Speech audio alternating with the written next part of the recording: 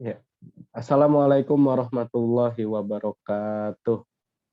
Alhamdulillah nahmaduhu wa nasta'inuhu wa nastaghfiruhu wa nastahdi. Allahumma sholli ala sayidina Muhammad wa ala ali sayidina Muhammad. Rabbi shrah li sadri wa yassir li amri wahlul 'uqdatam min lisani yafqahu qawli. Amma ba'du. Alhamdulillah, segala puji syukur hanya milik Allah, Tuhan semesta alam. Salawat serta salam mari sama-sama selalu kita curah limpahkan, selalu kita bacakan untuk junjungan kita Nabi Muhammad Shallallahu Alaihi Wasallam. Ya, kembali lagi di PowerPoint ini presentasi ya. Bersama saya Adam Malik dalam tugas retorika dakwah, dan yang saya hormati dosen kita Ustadz Rofi ya, Ahmad Rofi Syamsuri. Kemudian dan teman-teman lainnya yang saya banggakan. Insya Allah kali ini saya akan mempresentasikan tahqiqu makna syahadatain atau realisasi makna syahadatain. Ya teman-teman, realisasi itu adalah sebuah bentuk usaha, ya sebuah bentuk usaha untuk mencapai hasil dari apa yang kita rencanakan.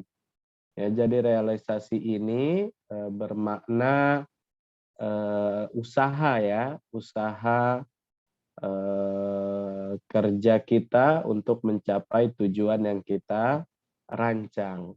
Nah, di sini kita akan bahas realisasi makna syahadatain atau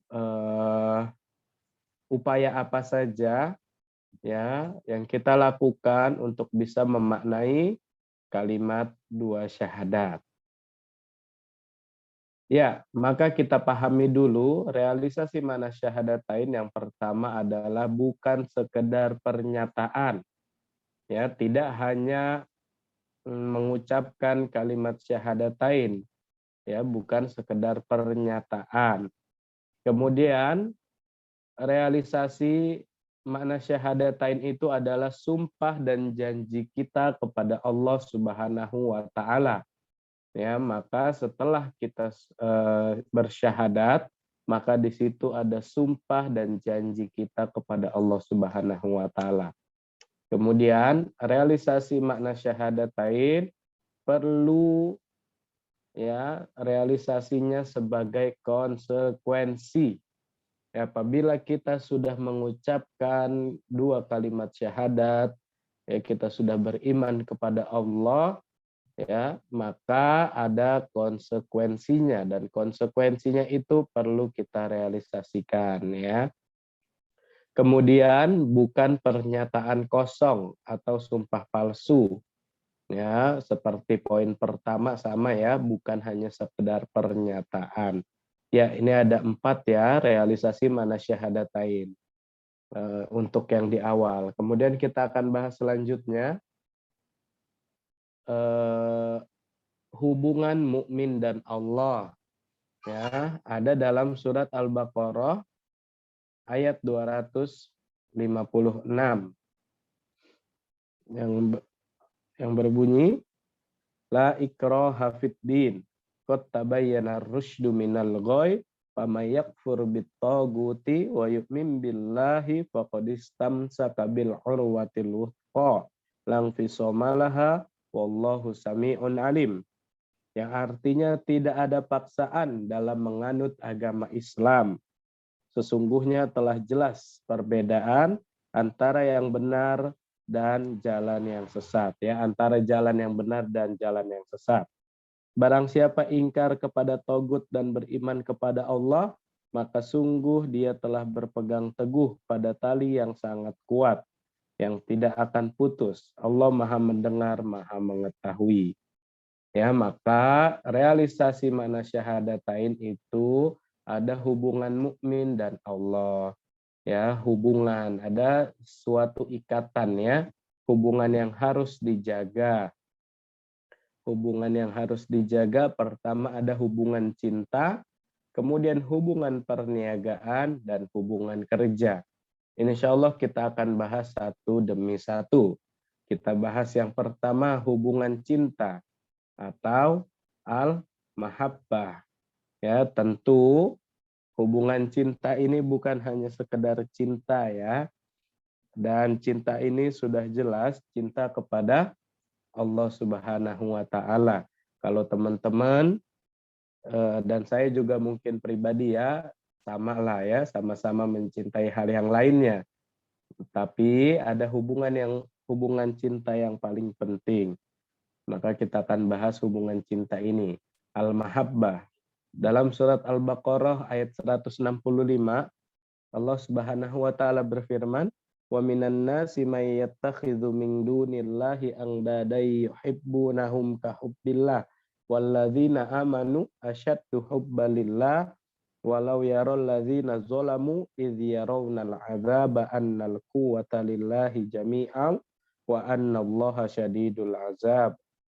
Dan di antara manusia ada orang-orang yang menyembah Tuhan selain Allah sebagai tandingan yang mereka cintai seperti mencintai Allah. Adapun orang yang beriman ya, orang-orang yang beriman sangat besar cintanya kepada Allah. Walladzina amanu asyaddu hubbalillah. Orang-orang yang beriman cintanya sangat besar kepada Allah. Sekiranya orang-orang yang berbuat zalim itu melihat ketika mereka melihat azab pada hari kiamat, ya bahwa ketakutan itu, kekuatan itu semuanya milik Allah. Dan bahwa Allah sangat berat azabnya, niscaya mereka akan menyesal. Ya, maka sudah jelas jika kita mengaku mukmin, ya, maka tidak ada yang lebih besar cintanya seorang mukmin itu selain hanya kepada Allah. Walladzina amanu asyaddu hubbalillah. Yang mencintai anak, mencintai istri semata-mata karena Allah. Kemudian dalam surat Ali Imran ayat 31 Allah Subhanahu wa taala berfirman, "Qul in kuntum tuhibbunallaha fattabi'uni yuhibbukumullahu wa yaghfir lakum dzunubakum wallahu ghafurur rahim." Katakanlah Muhammad, jika kamu mencintai Allah, ikutilah aku. Niscaya Allah mencintaimu dan mengampuni dosa-dosamu. Allah Maha Pengampun, Maha Penyayang. Ya, dalam surat Ali Imran ayat 31 ya, Allah gambarkan bentuk realisasi cinta kepada Allah. Ya, ada apa saja? Yang pertama adalah mengikuti Rasulullah. Qul in kuntum tuhibbunallaha fattabi'uni, kata Rasul. Ya, kata Allah, Allah berfirman kepada Rasul Muhammad, katakanlah, jika kamu mencintai Allah, maka ikutilah aku, ikuti Rasul. Rasulullah Muhammad Shallallahu Alaihi Wasallam. Ikuti Rasul, sunnah-sunnahnya dikerjakan apapun ya, sunnah yang kecil dan sunnah yang besar. Kemudian realisasi cinta kita kepada Allah adalah dengan menata cinta kita terhadap selain Allah. Nah tadi ya, saya, teman-teman semua cinta kepada yang lain boleh, tapi cintanya harus kita tata, ya harus kita porsi, ya harus kita bagikan. Tidak dengan cinta kepada Allah. Cinta kepada Allah adalah sebenar-benarnya cinta. Kemudian realisasi cinta kepada Allah adalah berani menanggung resiko cinta. Nah ini ya, kalau kita sudah cinta biasanya apapun akan kita lakukan. Betul ya teman-teman? Apapun akan kita lakukan. Umpama kita pastilah ya bagi yang sudah mempunyai anak atau pasangan, bila anak atau pasangan kita sakit, maka umpama pun jam 2 malam, ya kita rela bangun untuk bawa berobat. Kita bawa ke rumah sakit ya, walau kondisi mata mengantuk, ya capek badan gitu ya. Tapi bila kita sudah cinta kepada anak atau istri, maka ketika mereka sakit, walaupun jam 2 malam kita berani untuk membawa mereka berobat. Maka sama dengan cinta kita kepada Allah itu ada resikonya, banyak ya. Resiko meninggalkan yang haram, ya, resiko menaati perintah Allah itu ya. Nah, maka teman-teman harus kita yakin bahwa hubungan cinta kita dengan Allah ini adalah cinta yang pasti berbalas. Ya, yakinlah cinta kepada Allah tidak akan sia-sia. Inilah al-mahabbah, hubungan cinta. Ya, kemudian kita akan lanjut hubungan kerja atau al-amal. Ya, maka harus kita pahami teman-teman semua bahwa syahadat itu sama dengan ya, syahadat itu adalah sebuah perjanjian kontrak kerja kita dengan Allah.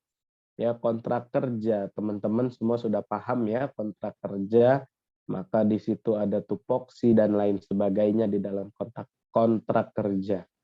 Maka kita akan pahami di dalam kontrak kerja ini, di dalam kontrak kerja kita dengan Allah. Kita manusia adalah sebagai pekerjanya Allah, al-amil.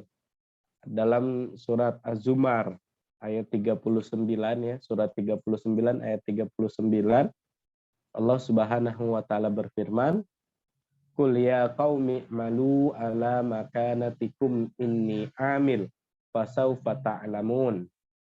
Katakanlah Muhammad, wahai kaumku, berbuatlah menurut kedudukanmu. Aku pun berbuat demikian. Kelak kamu akan mengetahui. Ya, Allah gambarkan kita sebagai pekerjanya Allah, al-amil. Ya. Kemudian, maka bila ada pekerja, pastilah, tentulah ya, ada tuan, ada bos, ada majikan. Ya, dan majikan itu, tuan itu, bos itu adalah Allah Subhanahu wa taala. Ya, dalam surat At-Taubah ayat 105 Allah Subhanahu wa taala berfirman, "Wa qul i'malu fasayarallahu amalakum wa rasuluhu wal mu'minun wa saturadduna ila alimil ghaibi wasyahadah fayunabbi'ukum bima kuntum ta'malun." Dan katakanlah, bekerjalah kamu, maka Allah akan melihat pekerjaanmu. Allah akan melihat pekerjaanmu. Begitu juga Rasulnya dan orang-orang mukmin. Dan kamu akan dikembalikan kepada Allah yang maha mengetahui yang gaib dan yang nyata. Lalu diberitakannya kepada kamu apa yang telah kamu kerjakan. Jelas ya, Allah akan melihat semua amal perbuatan kita. Mau yang kita sembunyikan, ya, dari siapapun, tentu Allah maha mengetahui. Ya, yang kita sembunyikan sekecil apapun, tidak ada yang terlewat di hadapan Allah. Maka kita pahami sekali lagi, kita adalah pekerja dan Allah adalah bos. Oke. Kemudian kita bekerja, ya, kita bekerja itu sesuai ordernya Allah. Maksudnya adalah perintah dan larangan Allah. Jelas ya, semua karyawan, semua pekerja begitu ya, kerjanya ya sesuai perintah. Apa yang diperintahkan bosnya dia kerjakan, dan apa yang dilarang bosnya atau dilarang perusahaannya, maka dia tidak mengerjakan atau tidak dilanggar. Sama dengan hubungan kerja kita dengan Allah. Ya, apapun yang Allah perintah, baik yang wajib, yang sunnah, yang haram, yang makruh, maka harus kita taati. Kemudian, maka berikan amal yang terbaik, ya, amal yang terbaik. Sama dengan kita kerja dimanapun ya, posisi apapun sama ya, kita harus bekerja dengan memberikan yang terbaik ya dari kerjaan kita. Allah Subhanahu wa taala berfirman dalam surat Al-Mulk ayat 2. Alladzi khalaqal mauta wal hayata liyabluwakum ayyukum ahsanu amala. Yang menciptakan mati dan hidup, ya, untuk menguji kamu siapakah di antara kamu yang paling baik amalnya. Ya, paling baik amalnya amal apapun, ya. Kemudian dalam surat Ali Imran ayat 92, lan tanalul birra hatta tunfiqu mimma tuhibbun wa ma tunfiqu min syai'in fa innallaha bihi alim. Alim. Kamu tidak akan memperoleh kebajikan sebelum kamu menginfakkan sebagian harta yang kamu cintai. Ya, sebagian harta yang kamu cintai, bukan harta yang tidak kepake, ya, atau harta yang berlebih, tapi harta yang kamu cintai. Dan apa yang kamu infakkan tentang hal itu, sungguh Allah Maha mengetahui. Maka berikan kerja kita kepada Allah dengan yang terbaik. Kemudian setelah kita bekerja yang terbaik, tentu ada jam kerja. Nah, maka di sini hubungan kerja dengan Allah, jam kerja kita itu adalah sama dengan umur. Ya, umur kita sampai nafas terakhir itu kita harus kerja kepada Allah, ya. Tidak ada batasan usia. Dan tidak mengenal kata libur, ya, biasanya, ya, libur hanya dalam keadaan tertentu lah, ya, jam kerja. Dan ketika libur pun sama, harus memberikan yang terbaik. Sekali lagi, jam kerja sama dengan umur kita. Bila nyawa, bila ruh, ya, masih di dalam badan, maka wajib, ya, kita kerja kepada Allah. Kemudian bila kita sudah kerja sepanjang waktu, memberikan amal yang terbaik, kita bekerja sesuai perintah Allah, maka tentu jelas akan ada upah, ya. Akan ada upah atau ada gaji lah, ya, ada bonus. Nah, maka di sini hubungan kerja kita dengan Allah, upah kita adalah pahala atau surga. Dan bonusnya bisa melihat Allah Subhanahu wa taala. Dalam surat Yunus, ya, surat 10 ayat 26. Allah Subhanahu wa taala berfirman, lilladzina ahsanul husna wa ziyadah wa la yarhaqu wujuhahum qatarun wa la dhillah ulaika ashabul jannah hum fiha khalidun.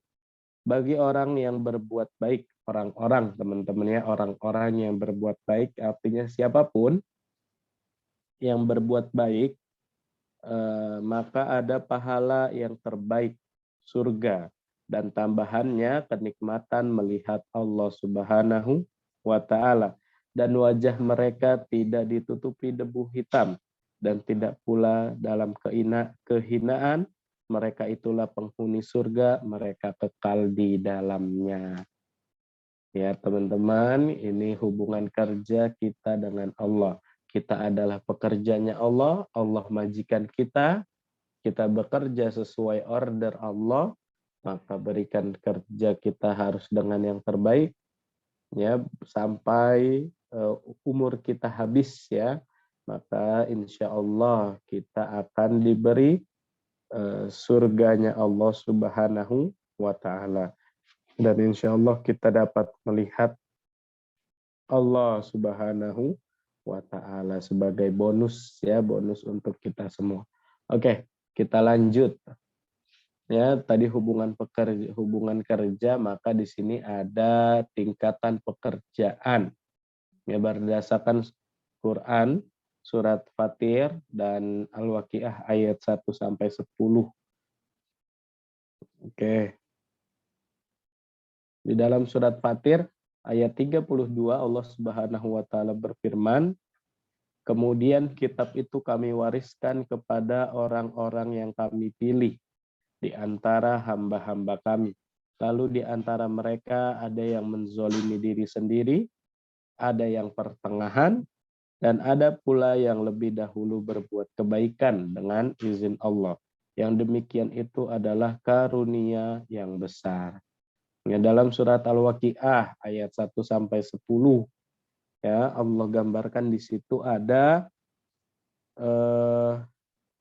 fa ashabul maimanati ma ashabul maimanah wa ashabul masy'amati ma ashabul masy'amah was-sabiquna as-sabiqun ulaikal muqarrabun. Ya, was-sabiquna as-sabiqun. Ya, dalam surat Al-Waqiah ayat 1 sampai 10. Di situ dijelaskan ada golongan kanan ya. Ayat 8 yaitu golongan kanan. Alangkah mulianya golongan kanan. 1, teman-teman. Kemudian wa ashabul masy'amah, ada golongan kiri. 2. Kemudian was-sabiqun as-sabiqun, dan ada orang-orang yang paling dahulu beriman. 3. Ya, jadi melalui surat ini, surat Fatir dan surat Al-Waqiah, ada tingkatan pekerjaan. Yang pertama adalah pelopor. Ya, pelopor, kemudian pertengahan, kemudian yang terakhir, nauzubillah, mudah-mudahan kita semua, saya dan teman-teman sekalian tidak termasuk ke dalam golongan yang ketiga ini ya, yang zalim. Ya, pelopor itu orang-orang yang dahulu beriman kepada Allah ya. Pertengahan golongan yang mengikuti pelopor tadi. Ya, maka alangkah mulianya golongan kanan itu, kata Allah, digambarkan dalam surat Al-Waqiah. Kemudian zolim, golongan kiri. Alangkah sengsaranya golongan kiri itu. Allah gambarkan di dalam surat Al-Waqiah.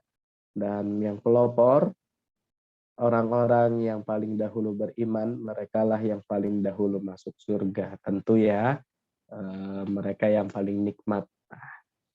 Kemudian kita lanjut lagi, ada hubungan perniagaan. Hubungan perniagaan kita dengan Allah atau at-tijarah.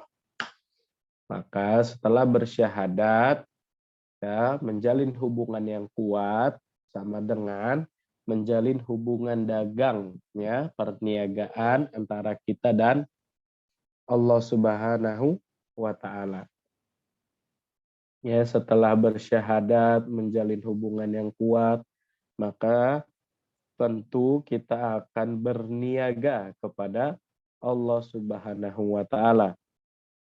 Dalam surat As-Saff ayat 10 ya. Ayat 10 sampai 11. Allah Subhanahu wa taala berfirman, ya ayyuhalladzina amanu hal adullukum ala tijarah tunjikum min azabin alim. Maukah kamu, ya wahai orang-orang yang beriman, aku tunjukkan suatu perdagangan yang dapat menyelamatkan kamu dari azab Allah Subhanahu wa taala yang pedih. Yaitu adalah tu'minuna billahi wa rasulihi wa tujahiduna fi sabilillahi bi amwalikum wa anfusikum. Dzalikum khairul lakum in kuntum ta'lamun. Yaitu adalah perdagangan ya, kamu beriman kepada Allah dan Rasul-Nya dan berjihad di jalan Allah dengan harta dan jiwamu. Itulah yang lebih baik bagi kamu jika kamu mengetahui. Ya, jadi perniagaan dengan Allah adalah tu'minuna billahi, kamu beriman kepada Allah, wa rasulihi, dan Rasul-Nya, wa tujahiduna fi sabilillahi, dan kamu berjihad di jalan Allah, bi amwalikum wa anfusikum, ya, dengan harta dan jiwa kamu. Maka inilah perniagaan yang tiada merugi, ya, perniagaan yang tiada merugi. Kemudian kita pahami dalam posisi perniagaan kita dengan Allah bahwa Allah itu selaku pembeli. Ya, sekali lagi teman-teman kita pahami Allah sebagai pembeli dan penjualnya, pedagangnya adalah orang-orang mukmin, barang yang dijual ya adalah harta dan jiwa orang-orang mukmin, kemudian dihargai dengan surga dan ridho, ya pasarnya tentu ya ada pembeli, penjual, ada barang yang dijual, ada harga, maka ada tempat ya, ada pasar ya, pasarnya adalah jihad. Kemudian ijab kabulnya, kita balik kembali lagi, ijab kabulnya adalah syahadatain. Ya, bersaksi ya atau mengucapkan 2 kalimat syahadat. Ini adalah posisi dalam perniagaan. Perniagaan yang tiada merugi. Ya. Pembelinya Allah, penjualnya kita, barang yang dijualnya harta dan jiwa, harganya surga dan ridhonya Allah, pasarnya jihad, ijab kabulnya syahadatain. Ya, barang dagangan dalam surat At-Taubah ayat 111 Allah berfirman, dan sesungguhnya Allah membeli dari orang-orang mukmin baik diri maupun harta mereka dengan memberikan mereka surga. Mereka berperang di jalan Allah sehingga mereka membunuh atau terbunuh. Sebagai janji yang benar dari Allah di dalam Taurat, Injil, dan Al-Quran. Siapakah yang lebih menepati janji selain Allah? Maka bergembiralah dengan jual beli yang telah kamu lakukan itu.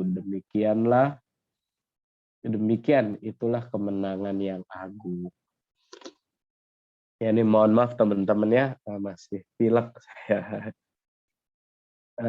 Itulah perniagaan yang tiada merugi, yang kamu beruntung bila mengikutinya. Kemudian harganya tadi sudah kita bahas, harganya surga dan ridho Allah ya. Sama ayatnya dalam surat At-Taubah ayat 111 tadi ya. Innallaha ashtara minal mu'minina anfusahum wa amwalahum bi anna lahumul jannah, ya, dengan surga dan ridhonya Allah Subhanahu wa taala. Kita lanjut. Nah, di ayat 111 tadi surat At-Taubah ada dijelaskan ya tentang jihad juga. Maka jihad itu adalah amal terbaik ya, jihad adalah amal terbaik. Ya, jihad total ya, medan jihad itu banyak. Medan-medan jihad banyak ya. Dan jihad yang paling tinggi adalah jihad qital atau jihad di peperangan. Ini tingkatan jihad yang paling tinggi. Ya, bidang jihad ada jihad nafas, jihad tarbawi, jihad siyasi, dan ada jihad qital atau jihadul ya. Oke, kita bahas ya jihadun nafas. Jihadun nafas itu berjihad untuk mempelajari petunjuk. Yang maksudnya mempelajari Islam. Kemudian ini maknanya ya, makna jihadun nafas. Ada berjihad maknanya untuk berdakwah kepada petunjuk ya, berdakwah kepada Islam. Berdakwah untuk Islam. Kemudian berjihad untuk mengamalkan apa yang sudah dipelajari ya dari agama Islam dan dari agama Islam ya, dari Al-Quran dan As-Sunnah ya, mengamalkan. Kemudian ada berjihad untuk sabar atas segala kesulitan dakwah. Inilah jihadun nafas. Berjihad untuk mempelajari Islam, berjihad untuk berdakwah kepada Islam, berjihad untuk mengamalkannya, kemudian bersabar atas kesulitan dakwah. Ya, landasan jihad adalah ya, bagi kita semua yang beriman kepada Allah, landasan jihad adalah syahadat. Ya, tidak ada landasan lain selain syahadat. Bila kita berjihad ya, seluruh jihad ya, jihad nafas, jihad sampai jihad qital ya, adalah landasannya syahadat, beriman kepada Allah. Ya, ini ada Allah gambarkan sifat-sifat mukmin dalam surat At-Taubah ayat 112. At-taibun, al-abidun, al-hamidun, as-saihun, ar-raki'un, as-sajidun, al-amiruna bil ma'ruf, wan nahuna 'anil munkar, wal hafizuna li hududillah. Ini ada berapa ya teman-teman ya sifat-sifat mukmin. Insyaallah akan kita bahas. Yang pertama, at-taibun. At-taibun itu adalah perasaan menyesal atas perbuatan masa lalu. Ya, penyesalan atas perbuatan masa lalunya. Kemudian dia menahan diri dari dosa. Orang-orang taibun ini ya, at-taibun adalah orang yang menahan diri dari dosa. Kemudian bertawajuh kepada Allah, kemudian beramal soleh sebagai realisasi dari bersyahadat atau kalimat syahadatain. Ya, at-taibun, inilah at-taibun. Kemudian al-abidun. Al-abidun adalah pengakuan atas rububiyahnya Allah, ya, dan pengakuan atas uluhiyahnya Allah. Inilah al-abidun. Ya, mereka mengakui rububiyah dan uluhiyahnya Allah Subhanahu wa taala. Kemudian ini masih sama ya, masih al-abidun. Hati mereka itu penuh nikmat ya, penuh pengakuan nikmat Allah. Maksudnya lidahnya selalu memuji Allah. Ya, kepujian kepada Allah sama dengan pujian saat senang maupun saat sulit. Baik senang ketika susah, senantiasa memuji Allah Subhanahu wa taala. Artinya bila sedang diberikan nikmat ya, dan ketika sedang ditimpakan musibah, lidahnya selalu memuji Allah. Kemudian ada as-saihun. Ya, as-saihun ini termasuk orang-orang yang tafakkur terhadap ciptaan Allah dan sunnah-sunnahnya. Ya, as-saihun itu adalah orang yang berhijrah, ya, para mujahid atau orang yang pergi jauh menuntut ilmu, dan orang-orang yang berpuasa. Makna as-saihun. Kemudian ada ar-raki'un as-sajidun. Mereka yang mendirikan sholat. Mereka digambarkan sebagai pengikutnya Muhammad Sallallahu Alaihi Wasallam.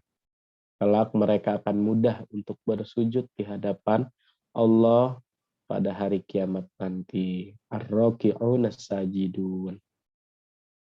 Kemudian al-amiruna bil ma'ruf wan nahuna 'anil munkar. Amar ma'ruf nahi munkar. Ya, berbuat baik dan melarang kemungkaran. Kemudian wal hafizuna li hududillah. Masa ketiadaan pemerintahan Islam menjaga hukum Allah sama dengan menjaga syariat. Ya, menjaga akidah, ibadah dan muamalah. Ya, berupaya secara tarbawi maupun siasi, politik siasi itu ya, untuk mencapai kekuasaan. Ya, terima kasih teman-teman sudah berkenan ya mengikuti presentasi dari saya, Adam Malik. Mudah-mudahan kita semua termasuk orang-orang yang soleh dan selalu istiqomah. Wabillahi taufiq wal hidayah. Wassalamualaikum warahmatullahi wabarakatuh.